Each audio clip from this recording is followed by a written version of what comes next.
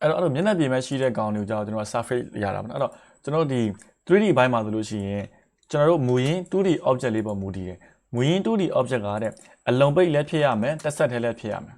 နော်အဲ့တော့တက်ဆက်ထဲလည်းဖြစ်မယ်အလုံးပိတ်လည်းဖြစ်မဲ့ object တွေကိုကျွန်တော်တို့ 3D ပြောင်းတဲ့အခါမှာ solid တွေရပါတယ်အလုံးပိတ်မဖြစ်ဘူးတက်ဆက်ထဲမဖြစ်ဘူးဆိုလို့ရှိရင်အဲ့ဒီ object တွေကိုကျွန်တော်တို့ 3D ပြောင်းတဲ့အခါမှာ surface တွေထွက်သွားတယ်rectangle တစ်ခုပေါ့ဒါအလုံးပိတ်ပဲဒါပေမဲ့ကျွန်တော်အဲ့ဒီ rectangle ကိုကျွန်တော် h လို့ခွဲထားလိုက်တယ် line တွေကတစ်ဆက်တည်းမဖြစ်ဘူးနော်တစ်ဖြတ်တွေဖြစ်နေဒါဆိုလို့ရှိရင်ဒီကောင်တစ်ဆက်တည်းမဖြစ်ဘူးအလုံးပိတ်တော့ဖြစ်တယ်တစ်ဆက်တည်းမဖြစ်ဘူးဒါဆိုရင်အဲ့လိုမျိုးကောင်တွေကိုကျွန်တော် adjust ပြတဲ့အခါမှာဘာပဲရမယ်ဆိုတော့ surface ပဲရတယ်အလဲမှာအသားမရှိတော့မျက်နှာပြင်ပဲရှိပါတယ်အဲ့တော့ကျွန်တော် notes မှာရေးထားပေးရမယ် 3D တွေမှာအမျိုးအစားကျွန်တော်အခုနှစ်ခုစသိပြီ solid ရှိတယ် surface ရှိတယ် solid ဆိုတာကကျတော့ကျွန်တော်တို့မူရင်း 2D object ကအလုံးပိတ်ဖြစ်တယ်နောက်တစ်ခုကကျတော့တက်ဆက်တည်းဖြစ်တယ်ပေါ့နော်အဲ့လို object တွေဆိုလို့ရှိရင်ကျွန်တော်တို့ solid ရတယ်အလုံးပိတ်တော့ဖြစ်တယ်ဒါပေမဲ့တက်ဆက်တည်းမဖြစ်ဘူးဆိုလို့ရှိရင်တော့ကျွန်တော်တို့တွေ surface ပဲရတယ် surface ဆိုတာကအလွယ်တကူမှတ်မယ်ဆိုရင်စာရွက်တစ်ရွက်လိုပေါ့နော်ကျွန်တော်ဗလာစာရွက်ကတည်းကစာရွက်ရှိတယ်စာရွက်တွေလိုပဲမျက်နှာပြင် plain ပဲရှိတယ်သူ့မှာဒူးမရှိဘူးโอเคနော်ဒါကကျွန်တော်တို့ solid နဲ့ surface နဲ့ခွဲခြားချက်ဖြစ်ပါတယ်အဲ့တော့နောက်ပိုင်းနေမှာကျွန်တော်ထပ်ပြီးလာမှာကသူ့ရဲ့ modify တွေပေါ့နော် solid တွေဆိုလို့ရှိရင်ကျွန်တော်တို့ကလှီးလို့ရတယ် slide လုပ်လို့ရတယ်ဒါမျိုးတွေပေါ့ဒါပေမဲ့ surface ကျတော့ကျွန်တော်တို့မျက်နှာပြင်မှာရှိတာဖြစ်တဲ့ကြောင့်မို့လှီးလို့ဖြတ်တောက်လို့မရနိုင်ဘူးပေါ့နော်ဒါမျိုးလေးတွေကျွန်တော်တို့ခွဲထားရပါတယ်အဲ့တော့ဒါက adjust ကိုသုံးတာပါအဲ့တော့ adjust ကိုကျွန်တော်ထပ်ပြီးတော့စမ်းသပ်ကြည့်ပါမယ်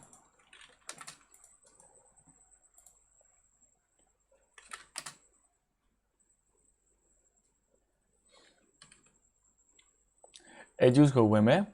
adjust မှာကျွန်တော်ဒီမှာပုံမှန်တိုင်းမှာ object တွေ select မမှတ်ခင်မှာ mode ဆိုတာရှိပါတယ်နော် mode ကိုနှိပ်လိုက်မယ် mode နေရာမှာတော့ကျွန်တော်တို့မေးတယ်တဲ့ close profile ခုနကကျွန်တော်ပြောတဲ့အချက်ပဲဟုတ်ပြီနော် close profile ဆိုတာခုနကကျွန်တော်အလုံးပိတ်တိုက်တဲ့ object ဒါဆိုတော့ဒါတွေက close profile တွေပဲဒါလည်း close profile တွေပဲ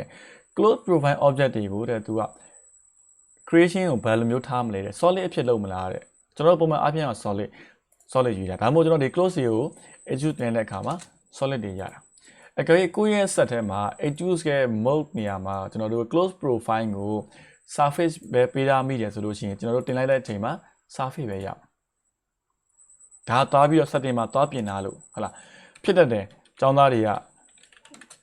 setting မှာပြောင်းနေတာမသိဘူးဒါကတော့ adjust ပဲကောက်တင်လိုက်တယ်ဒါပေမဲ့ surface မရလာဘူးနော် solid ရမလာဘူးပေါ့နော်ဒါမျိုးဒါတွေကဘာကြောင့်လဲဆိုတော့ကျွန်တော်တို့ရဲ့ဒီမူရင်း adjust ရဲ့ mode ထဲမှာသွားပြီးတော့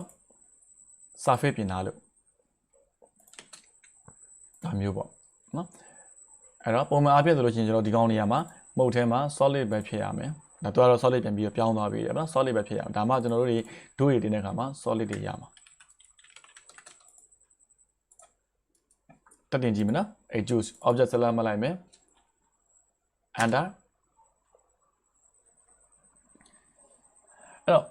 adjust ရဲ့ option ထဲမှာကျွန်တော်တို့ပုံမှန်အပြင် height ပေးပါတယ်နော်ဘယ်လောက်ပေးမလဲကျွန်တော်ဒီနေရာမှာတမိုးလေးတိကျကျွန်တော်ဆွဲကြည့်ကြည့်အောင်ကျွန်တော် rectangle တစ်ခုကကျွန်တော်100ရှိမယ်100အရင်ကြည့်သွားပြီ10ပေါ့10လောက်တော့ဆွဲမယ်ဒါကျွန်တော်က x လက်10 y လက်10ပုံမှန်အပြင်ကျွန်တော်ဒီကောင်ကို do တက်ချင်တယ်အသား 3D ပြောင်းမယ် adjust object ကို select မှတ်တယ်ကျွန်တော်အပေါ်ကိုကျွန်တော်3ပေါ့ဒီ height တန်ဖို့ကျွန်တော်3ပေါ့3 under ပေါ့ဒါဆိုရင်ကျွန်တော်တို့အပေါ်ဘက်ကို distance တန်ဖို့3တက်သွားမယ်ဒါ3 okay adjust ပဲနော်ကျွန်တော်တင်မယ်နောက်တစ်ခုကျတော့ဘာရှိတယ်ဆိုတော့သူကကျွန်တော်တို့ angle ရှိပါတယ်နော်ဒီမှာ height တန်ဖို့ပေးခြင်းပေးမပေးခြင်းလို့ရှိရင်အောက်က direction တို့ path တို့ tab bar angle expression နဲ့ဒီ option ကျွန်တော်တို့ရွေးပါတယ်ကျွန်တော်ဒီနေရာမှာစပြီးတော့အခြေခံစလေ့လာမှာ tab bar angle okay ကျွန်တော်ဒီကောင် do တော့တက်ချင်တယ်ဒါပေမဲ့ကျွန်တော်ကဒီ do ကိုဒါမျိုးဒဲမတက်ဘဲနဲ့ကျွန်တော် angle ဆောင်းတက်ချင်တယ် tab bar angle ဆောင်းမယ် tab bar angle ကိုနှိပ်နော် tab bar angle ပြလိုက်တဲ့အခါမှာသူကကျွန်တော်တို့မေး angle ဘယ်လောက်ဆောင်းမလဲတဲ့ angle တန်မိုးကကျွန်တော်တို့ဘာမှတ်ကလဲဆိုတော့ဥပမာကျွန်တော်တို့က25ဆောင်းကျင်တယ်ပေါ့ 25ဆောင်းကျင်တယ်25ဆောင်းအဆောင်းကျွန်တော်တို့တက်ချင်တယ်ဆိုလို့ရှိရင်အမြဲတမ်း60တွေကနေပြီးတော့ပြန်နှုတ်ပေးရတယ်ကိုဆောင်းကျင်တဲ့ angle ကိုနော်အဲ့တော့ကျွန်တော်တို့60တွေကနေပြီးတော့25ပြန်နှုတ်ကြည့်အောင်ကိုဆောင်းကျင်25နော်ဒါဆိုကျွန်တော်ဘယ်လောက်ပဲ65ကျန်တယ်အဲ့တော့ H2 တင်တဲ့အခါမှာကျွန်တော်က25ဆောင်းကျင်တယ်ဆိုလို့ရှိရင်တပ်ပါ angle တန်ဖိုးနေရာမှာတဲ့ကျွန်တော်တို့က65 Okay ဒါဆို angle တန်ဖိုးကပြီးသွားပြီနော် angle ဆောင်းလို့ပြီးသွားပြီတွက်ဖိတ်တယ် height တန်ဖိုးဘယ်လောက်တောင်းမလဲ height တန်ဖိုးဘယ်လောက်တောင်းမလဲOkay ကျွန်တော် height တန်ဖိုးဒီတစ်ခါကျွန်တော်1ပဲသွားခြင်းနဲ့1 under ဒါမျိုးဟုတ်ပြီနော်အဲ့တော့ကျွန်တော်ဒီကောင်ကိုကြည့်ပြပေးမယ်အဲ့တော့ကျွန်တော်ခုနကဆောင်းလိုက်တယ်ဆိုတဲ့တပ်ပါ angle က65 degree ဖြစ်ပါတယ်65တန်ဖိုးပေးလိုက်တယ်နော်ဒါပေမဲ့တကယ်ဆောင်းနေတာ25ရေပြင်ကြီးမြင်ရနေပြီးတော့ကျွန်တော်25 degree ဆောင်းသွားပြီတယ်ဟုတ် height တန်ဖိုး1ဆိုတာကကြတော့ဒီကနေဒီအမြင့်ကိုပြောတာဒီအောက်ခြေကနေပြီးတော့ဒီအမြင့် height အဲ့တော့ကျွန်တော် distance 1နေရာမှာသူကဖြတ်လိုက်တာအဲ့တော့ကျွန်တော်တို့ object ကဒါမျိုးဖြစ်လာတာ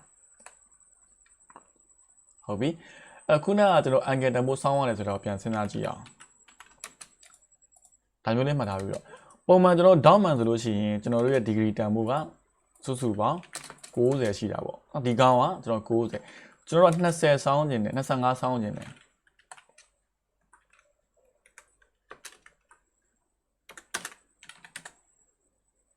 ဒါမျိုးနော်ကျွန်တော်ဆောင်းခြင်းနဲ့ degree တန်ဖိုးကဒီလောက်25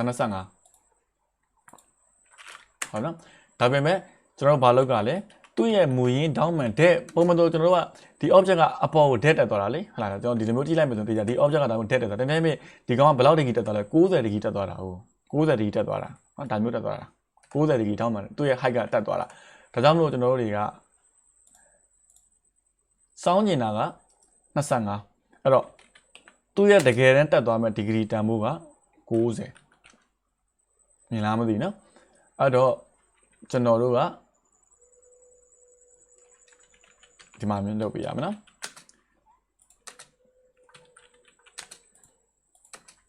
သူ့ရဲ့ angle က60 degree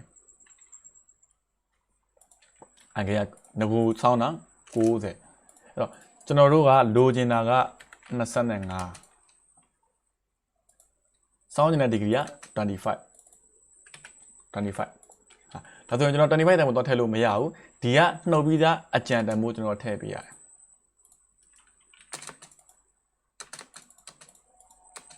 ဒါလေးပေါ့65နော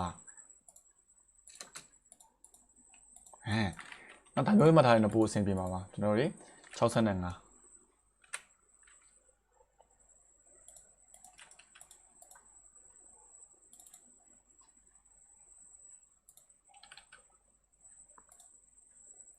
အဲ့တော့မူရင်းတက်သွားတာ60တဲ့နေမှာကျွန်တော်တို့က25ပဲကြံနေတာဖြစ်တဲ့ကြောင့်မို့ပေးရမယ့်တပ်ပါ angle တန်ဖိုးက65ပေးရပါတယ်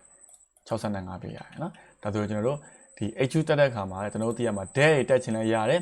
dead မတက်ချင်လို့ကျွန်တော်တို့တွေပြောင်းချင်တယ်ပေါ့နော်ခုနကအဆောင်းနဲ့တက်ချင်တယ်ဆိုလို့ရှိရင်ကျွန်တော်ဒါမျိုး angle တန်ဖိုးပေးရတယ်ဟုတ်နော်အဲ့တော့ပြန်တက်ကြည့်အောင် H2 object select မှလိုက်ပြီးတပ်ပါ angle ရွေးတယ် angle တန်ဖိုးက25ဆောင်းနေဆိုရင်65ထည့်မယ် height တန်ဖိုးကိုကျွန်တော်တို့လုံးဝအပြည့်ပေးလို့ရတယ်ကြော်ပေးလိုက်လို့ရတယ်သူကဘာမှသွားဆုံးမှကျွန်တော်တို့ကမသိဘူးအဲ့တော့ဒီကောင်လေး25 degree ဆောင်းသွားမှဆိုရင်တနေရာမှာတော့သွားပြီးတော့စုံပါပဲအဲ့တော့ဘယ်လောက် distance မှာသွားဆုံးမှမသိလို့ရှိရင်ကျွန်တော်တို့ height တန်ဖိုး mouse နဲ့ပဲ whole body ကြော်ပြီး click ချလိုက်ဒါဆိုရင်ဒီကောင်လေးကလုံးဝ25 တိတိနေရာအားလုံးစုံသွားပြီဆိုဒီမှာဖြတ်သွားပြီလေဘာမျိုးပေါ့နော်ဒီ height ကကြတော့ကျွန်တော်တန်ဖိုးအတိအကျဘယ်လောက်မှသွားဆုံးမှမသိတာဖြစ်တဲ့ကြောင့်မလို့ mouse နဲ့ပဲအပေါ်ကိုလုံးဝစုံတဲ့အထိကိုမြင့်တာကျွန်တော် click ချပေးလိုက်ဒါဆိုရင်ဒီကောင်သွားပြီးတော့စုံသွားမယ်နော်အဲ့တော့ကျွန်တော်တို့ဒီ H2 တွေကိုတဲ့တို့တင်တဲ့အခါမှာဒါမျိုး angle ကြီးစောင်းပြီးတော့ကျွန်တော်တို့သုံးလို့ရပါတယ် okay ဒါက H2 ရှင်းပေါ့ဟုတ်နော်အဲ့တော့ကျွန်တော်ပြန်မှတ်ကမှာ H2 မှာဆိုလို့ရှိရင်ကျွန်တော် solid ဖြစ်နိုင်တယ် surface ဖြစ်နိုင်တယ်ပုံမှန်အားဖြင့်တော့တစ်စက်တည်းဖြစ်တယ်ဆိုလို့ရှိရင်တော့ solid ဖြစ်မယ်တစ်စက်တည်းမဖြစ်ဘူးအဓိကတော့ close လို့ပြောမှာနော်အလုံးပိတ်မဖြစ်ဘူးဆိုလို့ရှိရင်တော့ surface ဖြစ်မယ်ဒါပေမဲ့ကျွန်တော်တို့ surface ပဲလိုချင်တယ်ဆိုလို့ရှိရင်လည်းဒီလိုမျိုး object တွေကို surface ပဲလိုချင်တယ်ဆိုလို့ရှိရင်ပုံမှန်တိုင်းပဲကျွန်တော်တို့တွားပြီးတော့ edge ရဲ့ move မှာတွားပြီးတော့ surface လို့ရေးထားပြီးလို့ရတယ်နောက်တစ်ခုကျတော့ taper angle ကကျတော့ကျွန်တော်တို့ line တွေ object တွေကိုမျက်နှာပြင်ကိုတဲမတက်ဘဲနဲ့90 degree မတက်ဘဲနဲ့ taper angle စောင်းပြီးတော့ကျွန်တော်တက်သွားတာလိုချင်တယ်ဆိုလို့ရှိရင် taper angle က90တည်းကနေပြီးတော့ကျွန်တော်ပြန်ပြီးတော့နှုတ်ပြီးလို့ရပါတယ် edge ဆိုပဲနော်အဲ့တော့နောက်ထပ် edge ရဲ့ move တွေကိုကျတော့ကျွန်တော်တို့edge ရဲ့ဒီ option တွေကိုကျတော့ထပ်ပြီးတော့နောက်ပုံလေးကြာကျွန်တော်ထပ်ပြီးတော့ရှင်းပြသွားပေးပါ direction တို့ path တို့ expression တို့ကျွန်တော်ရှိသေးပါတယ်เนาะဒါလေးကိုတော့လောလောဆယ်မမှတ်နဲ့ဟုတ်အရေးကြီးတဲ့နှစ်ခုအရင်မှတ်ပေးပါဦးเนาะဒါ edge လို့ခေါ်ပါတယ်အဲ့တော့ 2D တွေကိုဘာမှထပ်သိရလဲဆိုတော့ 2D တွေဆွဲတဲ့အခါမှာကျွန်တော်တို့အလုံးပိတ်တစ်ဆက်တည်းမဖြစ်ဘူးပေါ့เนาะဥပမာ line ဆွဲလိုက်တယ် line တွေကပြတ်တောင်းဖြစ်နေတစ်ဆက်တည်းမရတပြက်ဖြစ်နေအဲ့ကောင်တွေအားလုံးကိုကျွန်တော်တစ်ဆက်တည်းတစ် line နဲ့ဖြစ်အောင်ဆက်ချင်တယ်ဆိုလို့ရှိရင်ကျွန်တော်တို့ join ကိုသုံးအောင်ပါမယ် join J ပေါ့ဟုတ်ပြီနော် join command ဆိုတာက line တွေကိုဆက်ပြီးအဲ့မှာဒီမှာဆိုတစ် line 2 line 3 line ဒါမျိုး line တွေကပြတ်နေတယ်ဒီ line တွေအားလုံးကိုကျွန်တော် line တစ်ကြောင်းနဲ့ဖြစ်အောင်ဆက်ချင်တယ်ဆိုလို့ချင်း join နဲ့ဆက်ပါမယ် J under ဟုတ်ပြီ J under object တွေဆက် object တွေအားလုံးဆက်လက်မှတ်လိုက် join command သုံးမယ်ပြီးတော့ under ချက်ခောက်ပေးလိုက်ဒါဆိုဒီကောင်တွေအကုန်လုံးကတက်ဆက်တဲ့ပြန်ရသွားပြီ line တွေဆက်သွားတယ်ပေါ့နော်တစားစီပြန်ခွဲကျင်တယ်ဆိုလို့ရှိရင်ကျွန်တော်တို့မှတ်ကမှာ h လို့ EHPLODE shortcut ဆိုလို့ကျွန်တော် h နဲ့သွားပါတယ် h လို့ command ပြန်ခွဲမယ် h နဲ့သွားဒီကောင်တွေကိုကျွန်တော်ပြန်ခွဲကျင်တယ် h under object ကို select မှတ် under ခောက်ဒါဆိုပြန်ပြီးတော့တစားစီပြန်ခွဲသွားတယ်ဆက်မှတ်သူရင် join ခွဲမယ်ဆိုရင် h လို့ rectangle တခုဆက်တဲ့ဖြစ်နေတယ် rectangle command ဖြစ်တာဖြစ်တဲ့အကြောင်းမို့တစားစီပြန်ခွဲကျင်တယ် line တွေကို line လေးခုပြန်ခွဲကျင်တယ်ဆိုလို့ရှိရင် h လို့ h နဲ့ဖောက်ချလိုက် h under object select မှတ် under ခွဲသွားပြီအပြန်လည်းအပြင်ပြန်ပြီးတော့ line လေးခုကိုကျွန်တော်ပြန်ပြီးတော့ဆက်ချင်တယ် join j under object တွေ select မှတ် under ခောက်ဒါဆိုရင်ပြန်ပြီးတော့တက်ဆက်တဲ့ပြန်ရမယ်ပေါ့နော်အဲ့တော့ 2D ဆွဲတဲ့အခါမှာကျွန်တော်ဒီ command တစ်ခုဆက်သိရမယ် join နဲ့ h လို့နဲ့ပေါ့ join ဆက်တဲ့အခါမှာကျွန်တော် line တွေကတစ်ခုနဲ့တစ်ခုနဲ့မထိရင်တိတ်ပြီးတော့မရဥပမာ line တစ်ကြောင်းကဒီမှာ line တစ်ကြောင်းကဒီမှာဒီတစ်ခုကိုကျွန်တော်တို့ဆက်ချင်တယ်ဆိုလို့ရှိရင်တော့ j under မရပါဘူး line တွေကထိမှမထိတာဟုတ်ပြီနော်။ तू ကထိလျက်ဖြစ်သွားတဲ့ line တွေကိုပဲဆက်ပေးသွားမှာဖြစ်ပါတယ်။ဥပမာဒါမျိုးတွေပေါ့။ line တွေတစ်ခုနဲ့တစ်ခုနဲ့ရောထိနေမှရမယ်။ထိပ်ပိုင်းတွေကထိနေမှရမယ်။ဟုတ်ပြီနော်။အဲ့တော့ line တွေထိနေမှပဲကျွန်တော်တို့ join နဲ့ပဲဆက်ပေးသွားတယ်။ဟုတ်ပြီနော်။အကဲ line တွေမထိဘူး။မထိအောင်ဆက်ချင်တယ်ဆိုလို့ရှိရင်ကျွန်တော်တို့သုံးရမယ့် command ကကြတော့ fail left ဖြစ်ပါတယ်။နော် fail left ကိုကျွန်တော်တို့ radius တန်ဖိုးကို0ပေးပါတယ်။ line တွေကတစ်ခုနဲ့တစ်ခုနဲ့ဒါမျိုးတွေပေါ့မထိဘူးကျွန်တော်တို့တစ်ဆက်တည်းဖြစ်ချင်တယ်ထိအောင်ဆက်ချင်တယ်ဆိုလို့ရှိရင် fail left ကိုသုံးမယ် fail left shortcut က f ဖြစ်ပါတယ် f under ဟုတ်ပြီနော် radius တန်ဖိုးဖြစ်တဲ့ကြောင့်မလို့ r လို့ဝင်ပါတယ် f under r under တန်ဖိုးတွေက0 under ဒီကောင်တွေမှတ်သွားပေးမယ်ဒါဆိုရင်ဒီနှစ်ခုထိသွားပြီမဆက်သေးဘူးနော်ထိသွားပြီထိသွားပြီနော်သူတို့ကစောနာမတီကိုဆွဲဆန်ပြီးထိပြီးသားပြီးတော့မှကျွန်တော် join G နဲ့ပြန်ဆက်ဒါဆိုဒီကောင်လေးဆက်သွားပါပြီဟုတ်ပြီနော်ဒါဆိုကျွန်တော်တို့ဒီ 2D မှာဆွဲဖို့တော့ဒါလေးအခြေခံသိဖို့လိုတယ်ကျန်တာကကြတော့ edge command ကိုပဲစမ်းကြည့်ပါအောင်နော်ကျွန်တော်နောက် unit တွေမှာဆိုလို့ရှိရင်ဒီကောင်လေးတစ်ခုချင်းစီရဲ့အသေးစိတ်ကိုကျွန်တော်တို့သွားမှာဖြစ်ပါတယ်